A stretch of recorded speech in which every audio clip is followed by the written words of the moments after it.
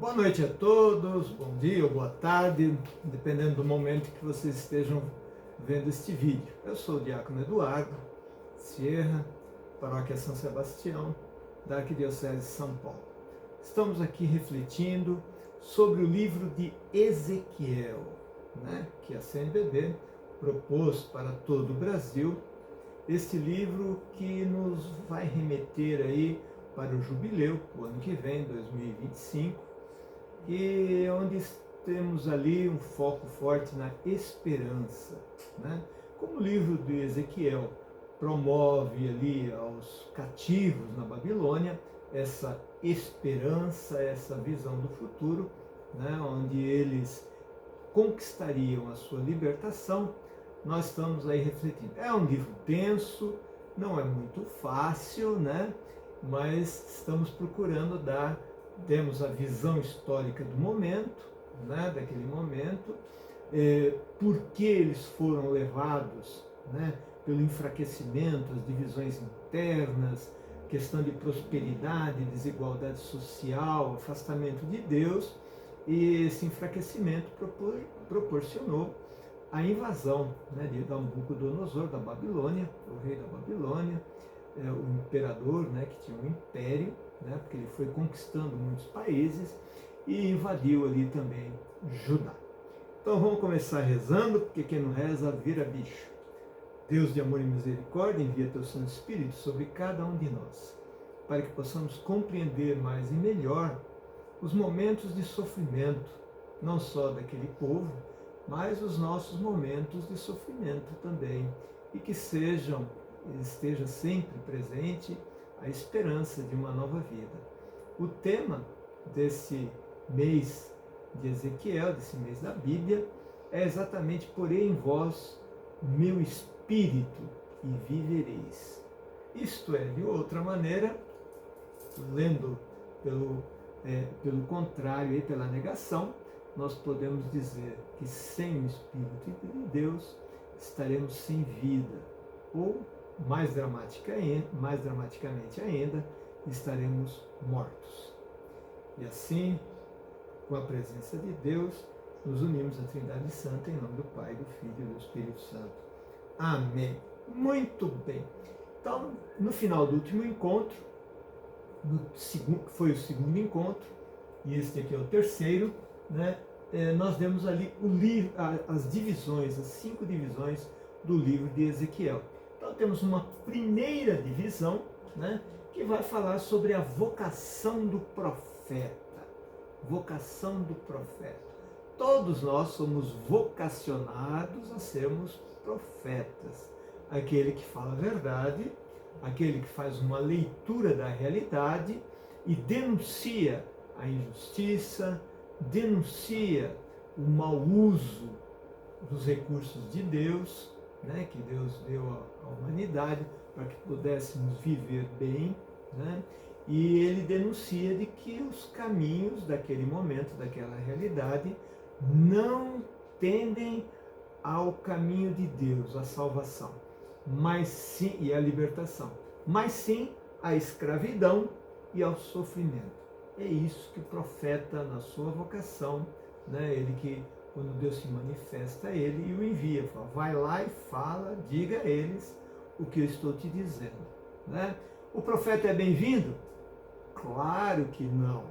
O profeta é aquele que vai falar a verdade, e a maioria, muitas vezes, não quer ouvir a verdade. Quando está bem, quando está na prosperidade, a verdade deixa para lá, deixa viver. Vamos vivendo, que é isso que interessa. Então esse é o risco, que por vários momentos a história do povo de Israel passou e nós repetimos essa história. Nós repetimos essa história passando também por esses momentos de afastamento e aproximação de Deus. Então temos aí a vocação do profeta, que está lá no capítulo 1, versículo 1 a 3 e ali o 21. Visão do trono, tem uma visão ali do trono de Deus, é uma visão gloriosa de Deus, né? Ele tem essa visão aí do Deus descendo ali num trono glorioso, cheio de luzes, de ouro. Ele coloca ali o ouro como algo, né, uma questão esplendorosa também. E aí vemos ali 4 anjos, né, que nós vamos dar uma olhadinha aqui, né? Mas vamos dar uma olhadinha aqui, né, nesse capítulo 1, versículo 1 a 3, que vai ser o início dessa vocação do profeta Ezequiel. E fala assim: no 30º ano, no dia 5 do 4º mês, encontrava-me eu entre os exilados, junto ao rio Cobar, quando os céus se abriram e contemplei visões divinas.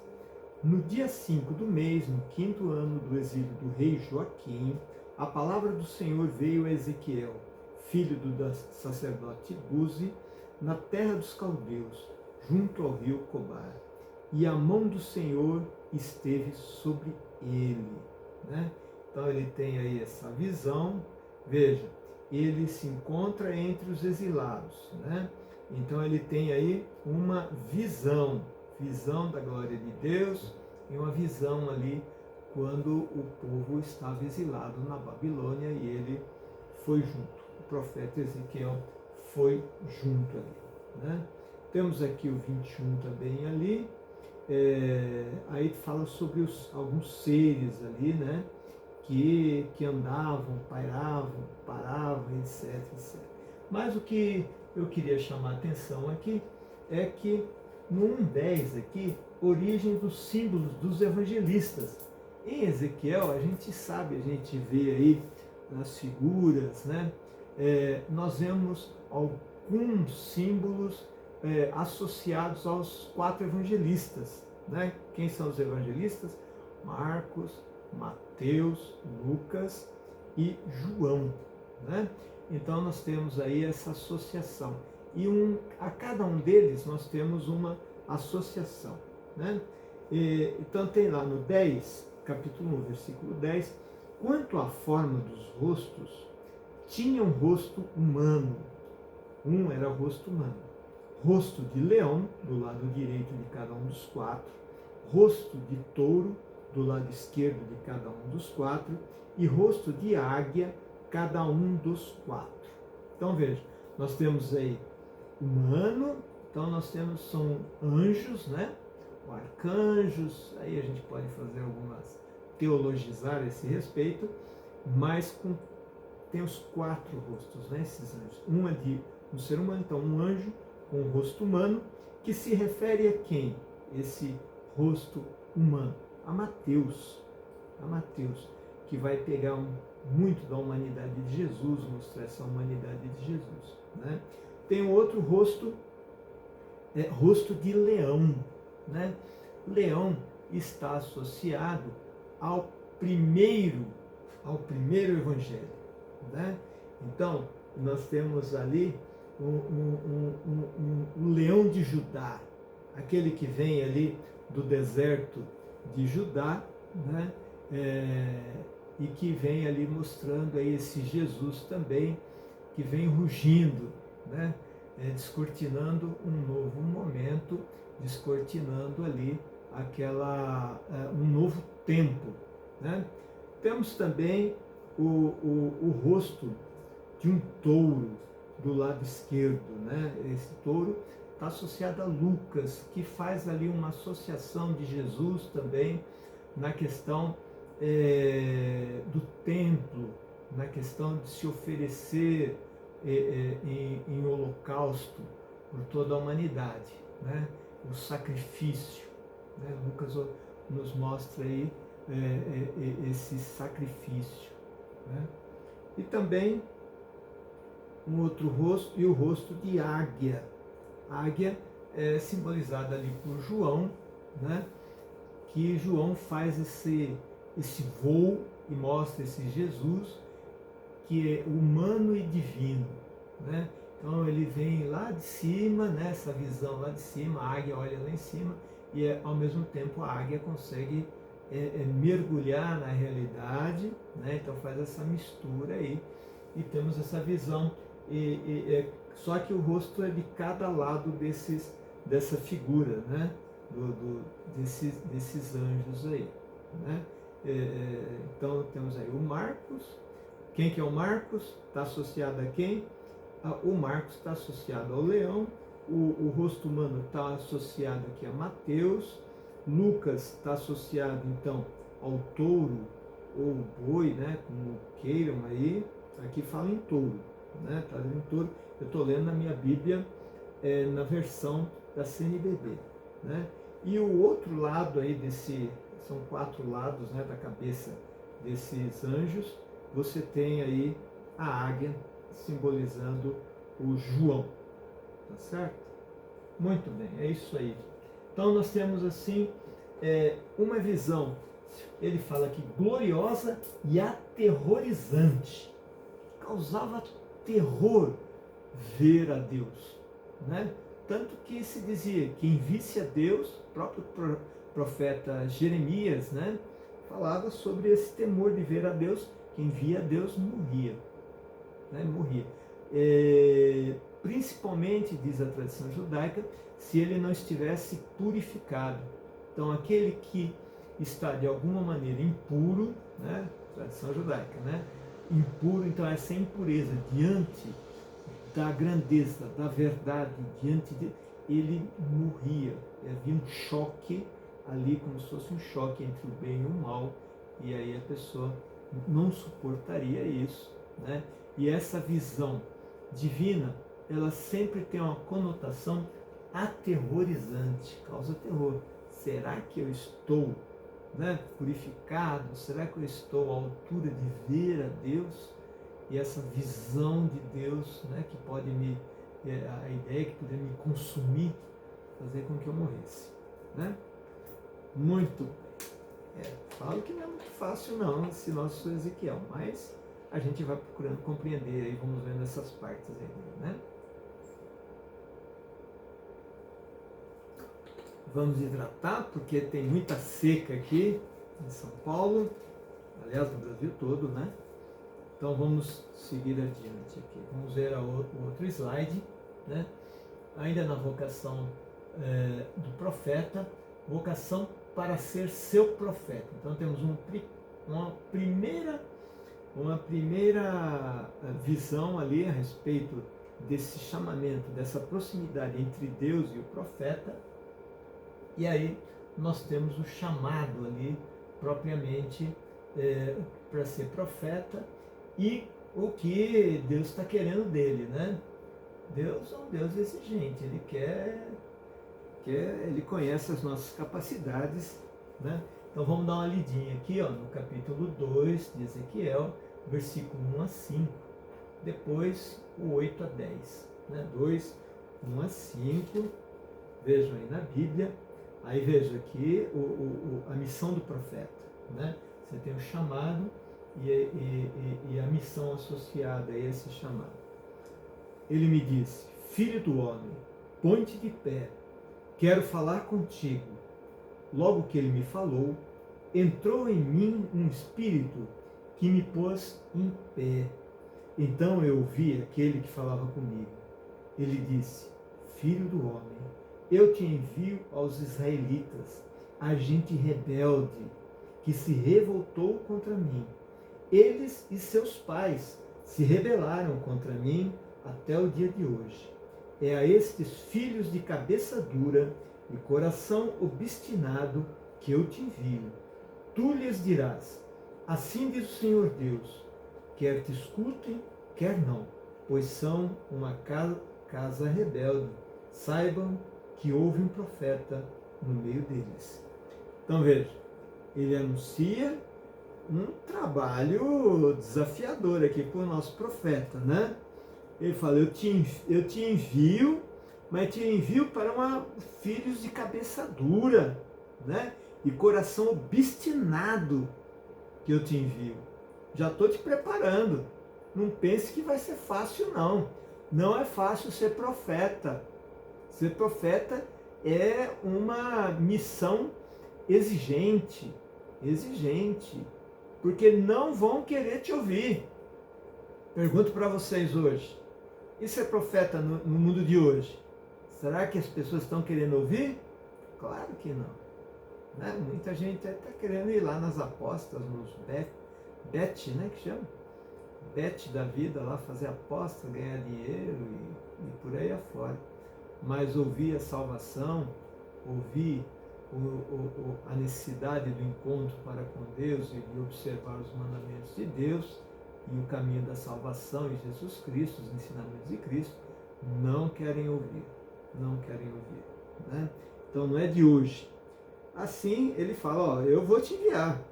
Quer te escutem, quer não te escutem, não importa. Mas, no mínimo, eles vão saber que no meio deles houve alguém, um profeta enviado por Deus. Né? Isto é, você vai lá, não importa se te ouvem ou não te ouvem, você vai lá e cumpre a sua missão. Essa é a sua missão lá, de dizer no meio dele. Caiu meu fone aqui. Não sei se está dando para ouvir. Caiu meu fone, mas acho que está dando para ouvir. Pronto. Então vai lá e você diga a eles o que eu estou te propondo. Né? O profeta tem alternativa para aceitar ou não ser profeta? Teoricamente sim, porque nós temos o livre-arbítrio. Né? Porém, Deus conhece o íntimo do profeta, o coração do profeta. E ele sabe com quem está falando. Ele sabe ali que as chances dele aceitar, mesmo que seja para rebeldes, as chances dele aceitar, as chances são altas. Né? São altas. Então ainda 8 a 10 aqui. 8 a 10. Quanto a ti, filho do homem, escuta o que eu te falo. Não sejas rebelde como esta casa rebelde. Abre a boca e come o que eu te dou.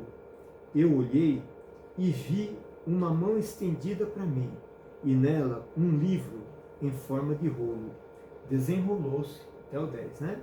Desenrolou-o diante de mim. Estava escrito na frente e no verso, e continha lamentações, gemidos e ais. Isto é, esse livro, o livro de Deus ali, anunciando então que era para ele engolir aquela palavra, né?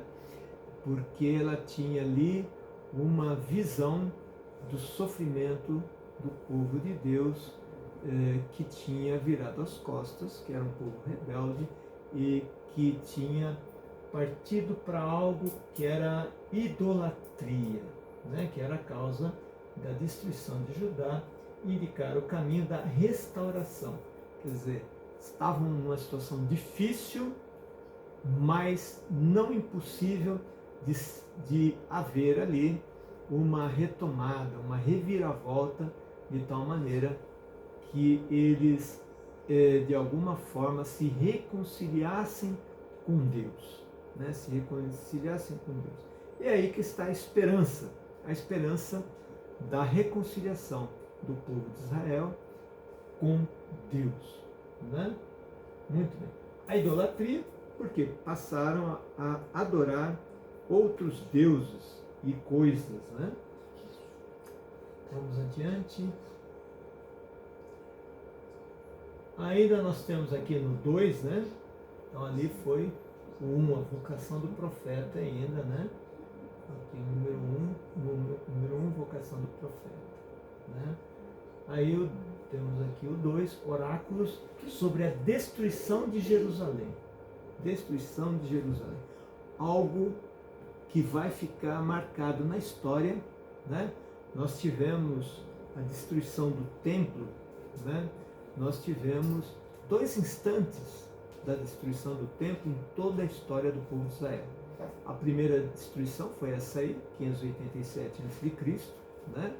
E a outra, um outro momento, vai ser no ano 70 já da nossa era, da era cristã, né?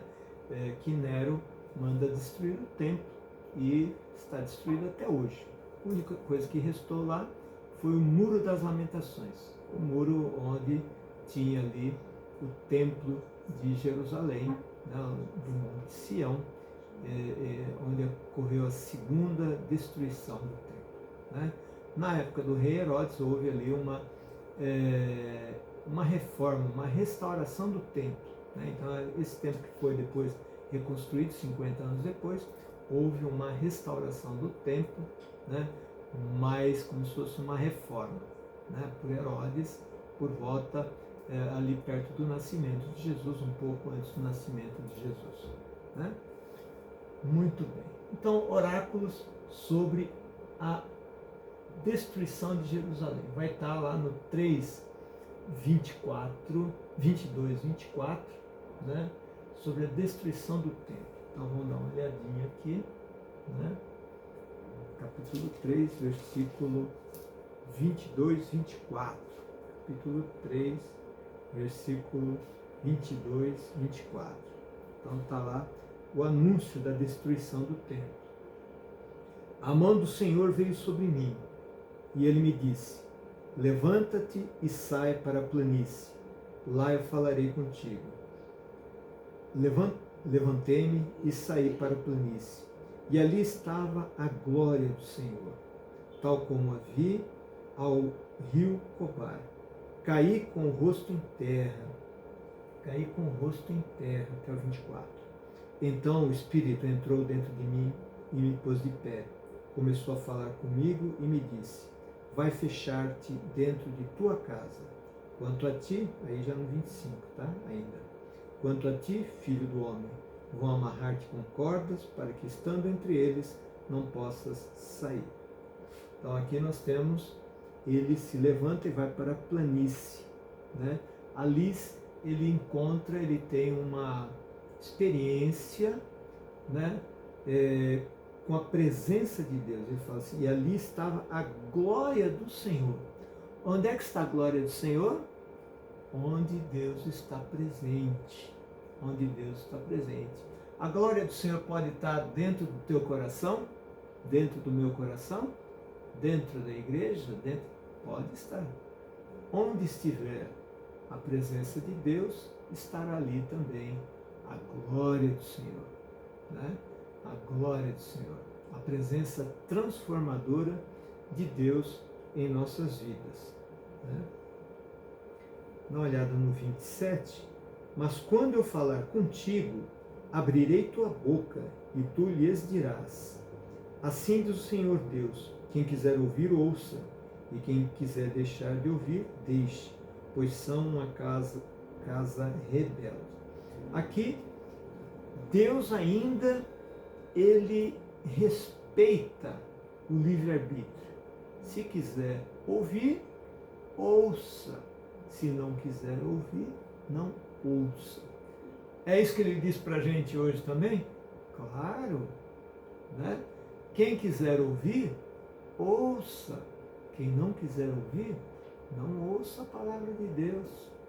Não ouça a palavra de Deus. Você tem o livre-arbítrio, mas se você não ouvir, fique sabendo que você será considerado rebelde. E se somos filhos de Deus, verdadeiramente o somos, né? Devemos ser rebeldes à palavra de Deus, contrários à palavra de Deus? É claro que não. Devemos ser, sim, aqueles que ouvem a palavra de Deus e a põem em prática. Será que se nós nos tornarmos rebeldes, seremos felizes? Teremos paz? Teremos justiça? Teremos serenidade em nossas vidas? Claro que não. A escolha é nossa. A queda de Jerusalém e a destruição do templo como consequência do afastamento de Deus e a idolatria. Aqui eu já falei sobre a questão da idolatria, né? Que esse afastamento de Deus ocorreu por amar outros deuses. Isso pode ocorrer facilmente? Claro que pode ocorrer. E tem ocorrido ao longo da história, né? Então, à medida em que valorizamos alguém, pessoas, né, e coisas, e nos prostramos diante delas, isto é, dizemos que isso é o melhor que existe no mundo, eu estou fazendo a idolatria. Ter ídolo, né, é interessante quando alguém fala assim, o fulano de tal, o conjunto de rock, são meus ídolos. Ídolo é colocar eles acima de tudo, né? Tem gente que fica 3 dias para ir lá no Rock in Rio, que está passando agora, né? Para ir lá no Rock in Rio, para ouvir lá um grupo musical. Não que não possam ter arte, não seja interessante. Agora, ficar 3 dias, gastar dinheiro, se locomover, etc, etc. E às vezes, de maneira insensata, privando-se de outras coisas, né? Ou até mesmo arrumando empréstimos, etc, etc, estourando cartão de crédito, é porque você está ali valorizando aquilo, colocando aquilo como absoluto, né? Com todo respeito àqueles que vão, tá bom, vamos respeitar toda uma manifestação artística, né? Porém, não se pode tornar aquilo algo absoluto, né? Idolatrar. Esse é o grande risco. Mas vamos adiante aqui, que tem bastante coisa para a gente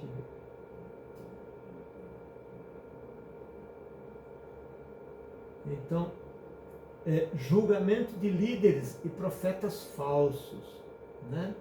Então, o profeta denuncia os líderes e os falsos profetas que enganavam o povo, levando-o à perdição. Será que existiam muitos profetas falsos? Vejam, existiam os profetas, né? Aqueles que verdadeiramente eram enviados por Deus. Depois da monarquia, né? O que os reis faziam?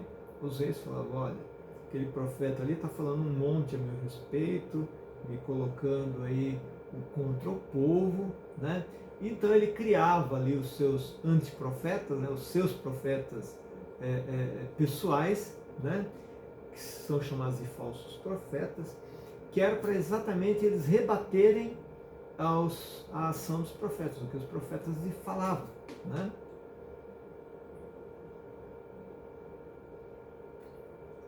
E esses falsos profetas, a primeira coisa que eles diziam é, olha, ele está mentindo, não é Deus que está falando pela boca deles, esses aí são do mal, né? E como o povo, né, de uma certa maneira, gostava do rei, tinha assim uma simpatia pelo rei, acabavam acreditando mais nos profetas, nos falsos profetas, que eram os profetas da corte, do que nos profetas verdadeiros, porque os profetas verdadeiros falavam coisas duras, né? E era mais fácil cair na enganação dos falsos profetas lá, que, né, falar, não, é tranquilo e tal. Hoje a gente vê também vários falsos profetas espalhados por aí, né? Na época da eleição, mais ainda, né? Que ficam nos anunciando coisas que muitas vezes são impossíveis de serem realizadas. São falsos profetas, né, que dizem que vão fazer acontecer.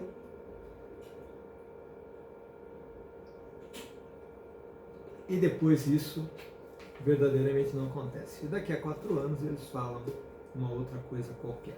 Tá certo? Então vamos dar uma lida aqui para encerrar e para a gente detalhar um pouco esse capítulo 18, versículo 20 a 28, né?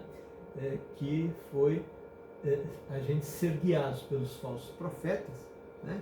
Hoje está cheio aí, olha a internet, quantos falsos profetas tem aí, né? Que estão querendo fazer o que, na verdade? Ser monetizado, né? Ser monetizado, ganhar o seu dinheiro, ficar rico, ficar milionário, né? Simplesmente tendo essa multidão de seguidores aí, né? Não que não tenha gente boa, gente que tenha talento e que possa ser apreciado também, mas muita gente não. Então vamos lá, 18, 20 e 28. Vamos lá no Ezequiel com esses falsos profetas. Temos 48 capítulos, então nós temos que pensar os pontos centrais, né? Os pontos centrais, para que a gente não se perca. 20 a 28, vamos lá. E ele, o profeta, né?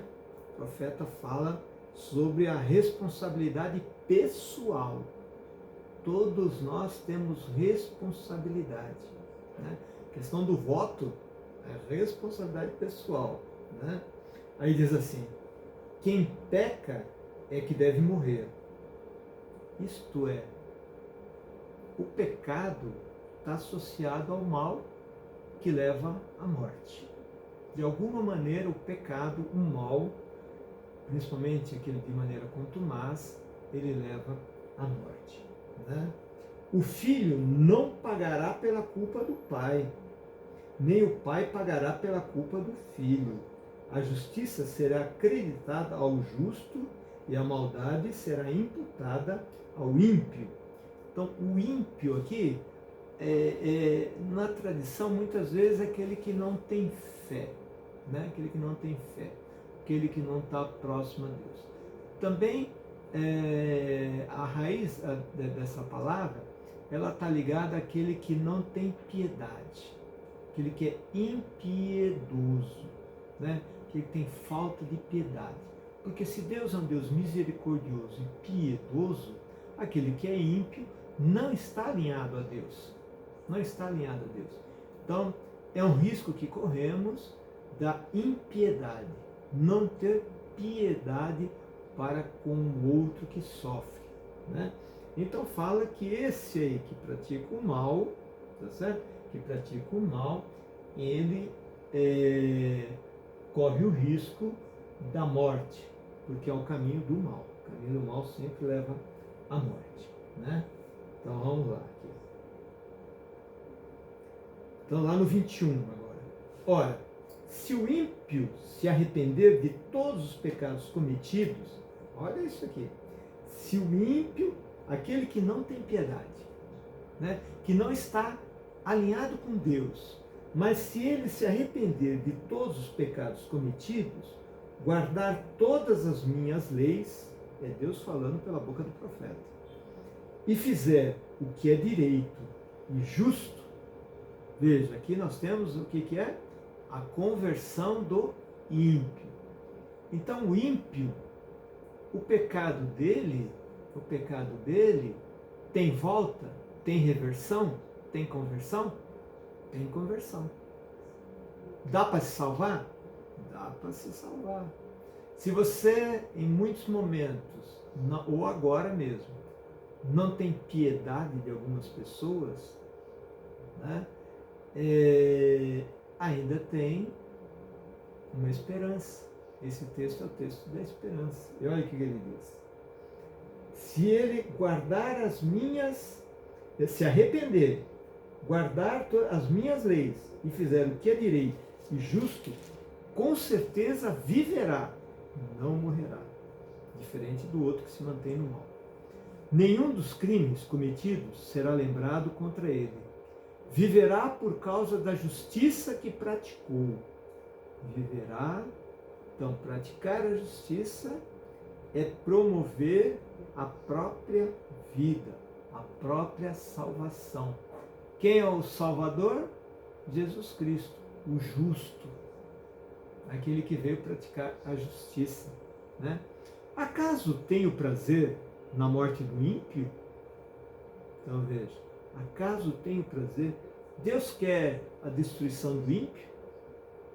Claro que não. Claro que não. Ele quer a salvação de todas as criaturas.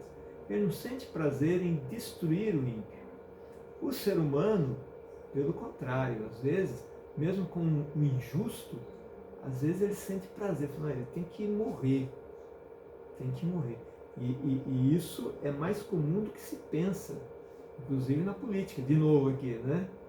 Tem gente que gostaria que morresse o sujeito, que não podemos pensar assim. Não podemos pensar assim, nem para nenhum lado. Para nenhum lado. Né? Porque isso é falta de piedade, mesmo com o injusto. Né? O próprio Deus está falando aqui, ó. Eu não tenho prazer ó, acaso tenho prazer na morte do ímpio? Claro que não, é isso que ele está dizendo. Não tenho prazer na morte do ímpio. Muito pelo contrário, gostaria muito que ele se salvasse, que ele se convertesse. Oráculo do Senhor Deus. Desejo antes que se converta de seus caminhos e viva? Se porém o justo, agora olha a encrenca aqui. Se porém o justo se desviar de sua justiça e praticar a iniquidade, imitando todas as abominações cometidas pelo ímpio, poderá fazer isso e viver? Então veja, você tem aqui a possibilidade do ímpio se arrepender, voltar atrás, falar, tudo que eu tenho feito não é bom, eu não me sinto bem praticando o mal, eu quero me converter, eu quero me voltar para Deus, eu quero seguir as orientações de Deus, ele viverá. Em compensação, olha isso aqui, né? Em compensação, se o justo, aquele que pratica a justiça, que tem piedade, se desviar de sua justiça e praticar a iniquidade, imitando as coisas que o outro fazia lá, que o ímpio faz, né? Ou fazia, cometidas pelo ímpio, poderá fazer e viver? Da justiça que praticou, nada será lembrado. E aqui o bicho pega. Escuta, mas ele não praticou justiça lá atrás? Ele não teve piedade em muitos momentos lá atrás? O que está claro aqui é o que vai ocorrer na reta final, no momento final do encontro com Deus. É isso que está valendo. Se era ímpio, se converteu, ele vai se salvar. Se ele era justo e piedoso e deixou de ser, ficou rebelde, matou, ele está falando lá para Israel. Fala, Israel, você já foi piedoso com o órfão, com a viúva, mas se você quer praticar a iniquidade, o que vai acontecer? Ele, da justiça que praticou, nada será lembrado. Tudo aquilo de bom que fez, que acontece. Então, não é um livro de contabilidade, débito, crédito, débito, crédito. O que vale é, no final dos tempos, como estará o seu coração. Lembram lá na cruz? Né? Dimas, o que aconteceu? Ele se arrependeu. E se salvou? Se salvou. Agora, é fácil se salvar no último momento? Claro que não. É melhor a gente ir se salvando ao longo do tempo, praticando o bem e a justiça. Né? Aí vai até o 28, né? Por causa da infidelidade e do pecado que cometeu, por causa disso morrerá. Vós direis, o caminho do Senhor não é reto. Isto é, Deus é injusto. Por quê? Porque ele a pessoa já foi justa lá atrás, já foi piedosa e agora morre. Morre. Mas olha o que diz Deus aqui. Vós direis, o caminho do Senhor não é reto. Ouvi, casa de Israel. É o meu caminho que não é reto ou são os vossos caminhos que não são retos? Quando um justo se desvia da justiça, pratica a iniquidade e morre, é por causa da sua iniquidade que ele morre. Não é Deus que está matando, é a sua própria iniquidade que leva à morte. Né? A sua própria impiedade, né? Do ímpio. Quando o ímpio se arrepende da maldade que fez e pratica o direito e a justiça, conservará a própria vida. Deu para entender? Reconsiderando e arrependendo-se de todos os crimes que cometeu, ele certamente viverá e não morrerá. Por um lado, esse texto, essa questão do julgamento aqui de todos nós, né, nos traz esperança, porque se nós nos convertermos, nós poderemos ser salvos e trilharemos o caminho do bem, né? Por outro lado, se na reta final a gente abandonar a Deus, qual que vai ser o resultado? A morte. E morte espiritual. A morte espiritual. Então vamos pensar bem nesses textos que fala lá para Israel. Está falando, tudo isso é para Israel. Né? O profeta falando, Deus falando pela boca do profeta para Israel. Para dizer, ó, não é porque você foi muito bom lá atrás que você vai se salvar, não. Você pode morrer. Né? Então, que Deus nos abençoe, que a gente possa compreender cada vez mais e melhor essa palavra. Que a palavra, como eu já disse, que todo o livro de Ezequiel é um livro dramático, que nos coloca sempre entre o bem e o mal. E que a gente escolha sempre em praticar o bem. Então vamos agradecer a Deus nesse final de encontro, agradecer pela sua presença no meio de nós, dominando todo o nosso pensamento e que Ele continue em nossos corações para que a gente consiga compreender mais e melhor esta palavra que nos afasta da morte e nos leva para a vida. Que essa graça permaneça em cada um de nós, em nome do Pai, do Filho e do Espírito Santo. Amém. Até o próximo encontro, então. Fiquem com Deus.